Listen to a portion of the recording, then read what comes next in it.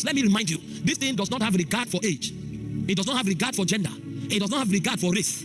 So it doesn't matter whether you are male or female. It doesn't matter whether you are young or old. It doesn't matter whether you are black or white. It's a spiritual reality.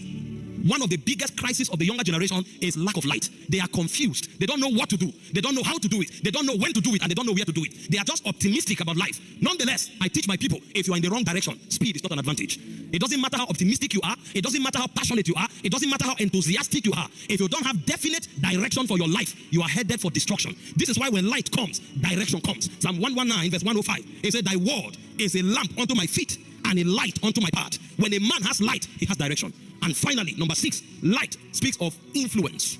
Light speaks of dominion. Because as we are going to understand, every destiny here has contrary forces trying to negate its manifestation.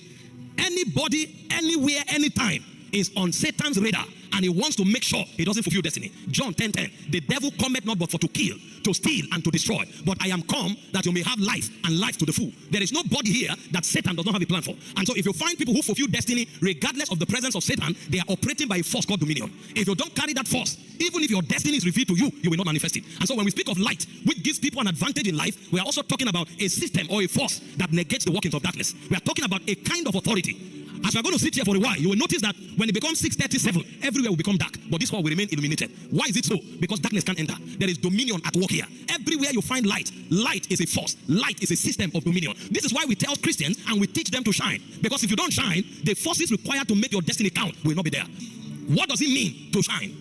Because it's possible to have light and not shine. Danny was speaking a moment ago about intensities and intensifications. There are levels you get to that the light you have before will no longer be enough. You will need to beam a bit brighter. You know, the Bible said in Proverbs 4:18, it said the path of the just is as a shining light. It shines brighter and brighter unto the perfect day. If you study Isaiah 60 from verse 1 to 3, it says, arise, shine, for your light is come. The glory of the Lord is risen upon you. He made a very striking statement. He said, Gentiles will come to your light. There is a light you carry that anybody can appreciate you, but there are intensities. If you don't beam that light brighter and brighter, some of the people that you change your story will not be impressed. Some of the systems that should appreciate and receive you for you to make impact will not recognize you. Imagine if you were walking in this forest and all you had was a candle, a candlestick. No matter how it burns, it can't suffice. In fact, you can carry that candle and be beaten by a serpent, because the candle cannot give you area advantage to discern your environment. You will need a light brighter. Imagine if you were driving at night and all you had was a torch on your phone. How far can you go? You can run into the ditch. Do you have light? Yes, but you are not beaming. You are not shining. And because you are not shining, you are endangered. Because you are not shining, you can't move. So it's not enough to have light. I know all of us here can say we have light, but the question is, how bright is your light?